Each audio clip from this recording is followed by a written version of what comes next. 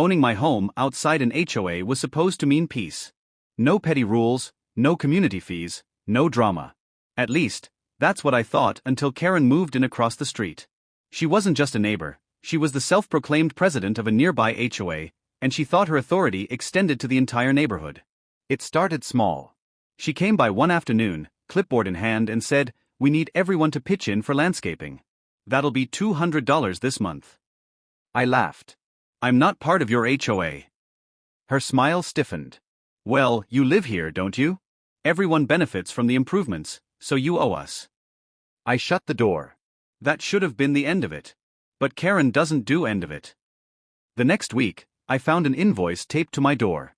$475 for security services. Then $600 for streetlight upgrades. She wasn't asking, she was demanding. I ignored every one.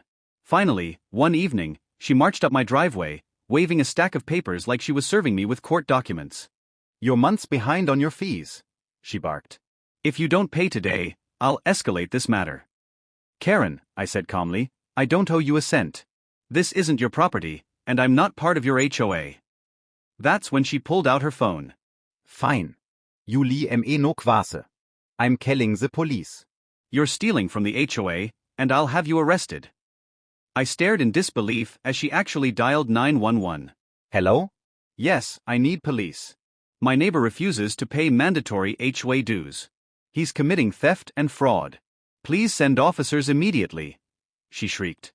15 minutes later, 2 officers rolled up. They walked over, calm but serious, while Karen ran up to them like she was the star witness of a crime drama. "Officers, arrest him. He's refusing to pay his bills. He's been freeloading for months." One officer turned to me. "Sir, do you mind explaining?" "Sure," I said.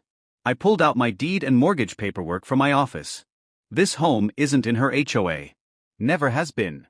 I don't owe her a dime. The officers scanned the documents and nodded. Then they turned to Karen. "Ma'am," one of them said flatly, "this property is not part of your HOA. You cannot demand payment. And calling 911 for a civil matter is misuse of emergency services." Karen's face turned bright red. "No. He's lying. Everyone in this neighborhood owes me money. He can't just say no." The officer's voice hardened. "Ma'am, if you continue to harass your neighbor or file false reports, you will be arrested." That shut her up, for about 2 seconds. Then she screamed, "This is corruption. Jure all in on it. I'll sue every single one of you." The officers exchanged a look side, and told her to go home before she dug herself into a deeper hole. But Karen wasn't done. She kept sending me fake invoices, some even had late fees tacked on. So I finally contacted a lawyer. Within a week, she received a cease and desist letter warning her that if she didn't stop her harassment, she'd face charges for extortion and fraud. That broke her. She tried to play the victim, telling everyone in the neighborhood that I was ruining her life. But the funny thing? Once other neighbors saw the nonsense she was pulling, they stopped humoring her too. Turns out, I wasn't the only one she was trying to scam. In the end, Karen learned the hard way, you can't demand money from people just because you want it. And the best part? Every time I see her now, she turns the other way. Probably because she knows if she so much as tapes another invoice to my door, I'll have her arrested for real. She wanted me arrested for not paying her bills. Now she's the one terrified of handcuffs.